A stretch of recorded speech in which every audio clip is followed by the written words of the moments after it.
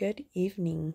So before I start, I wanted to talk a little bit about myself and what my classroom looks like, just to give you an idea before I answer these 3 questions. So my name is Melissa, and I am a special ed teacher. I work with a severe population, mostly autistic children.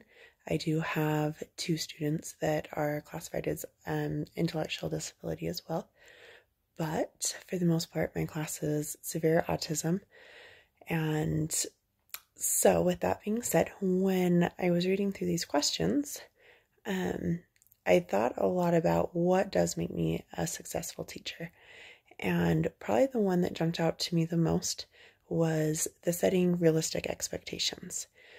For my kids, it is very crucial that I have those expectations and that I stick to those expectations. They need to know that at 1 o'clock it is time for reading, and we don't deviate from that unless if, of course, there's an assembly or something that gets in the way. But also my classroom rules, we know that these are the things we follow. So expectations are a huge part of my day.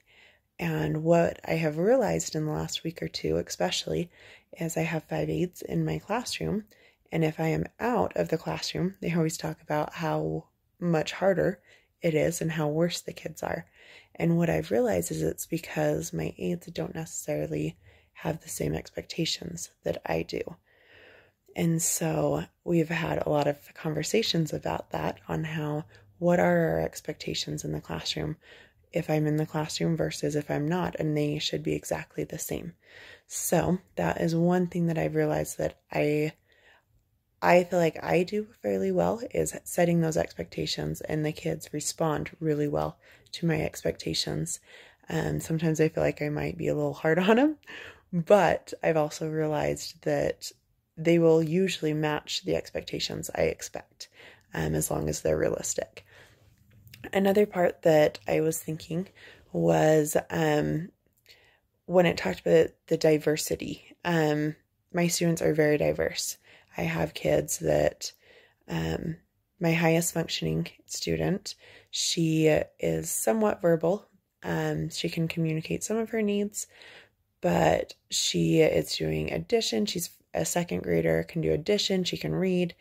And then I have those that are nonverbal that I have to do a lot of, this is red, point to red, and we are constantly just one step directions, really hand over hand assistance.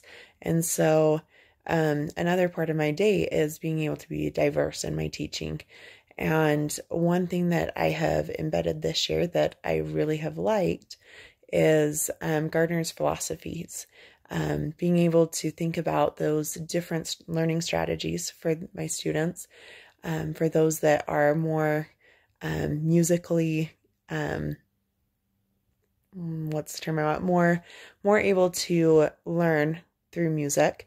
So my lessons always have either a song with them or something that is a musical sense, as well as those that need the movement. We always have a movement part in our activity, whether it's we're just going to do a dancing break really quick, get our wiggles out, and then sit back down, or get up and move for a minute.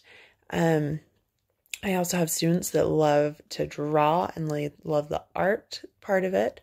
So usually my lessons consist of something to do with that as well.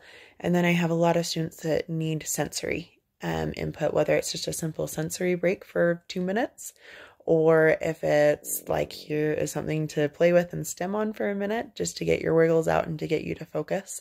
That is something we do a lot of as well in my room. Those 2 things I feel like I do fairly well, and I can usually kind of get creative in those areas. One thing I have noticed in areas I need to improve on, though, is I don't reflect as much as I should.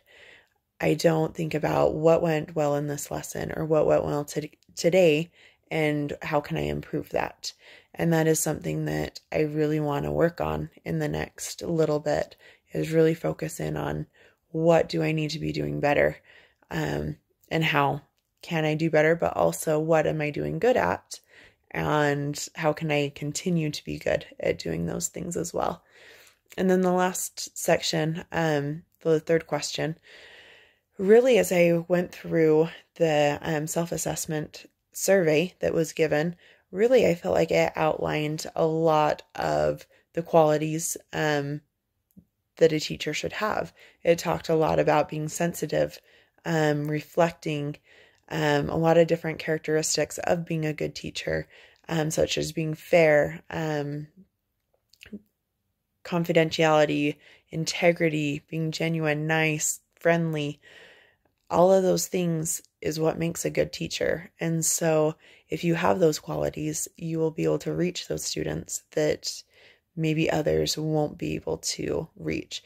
And so just to sum up, that's pretty much those three questions on what I'm doing well, what I need to work on, and what I think makes a great teacher.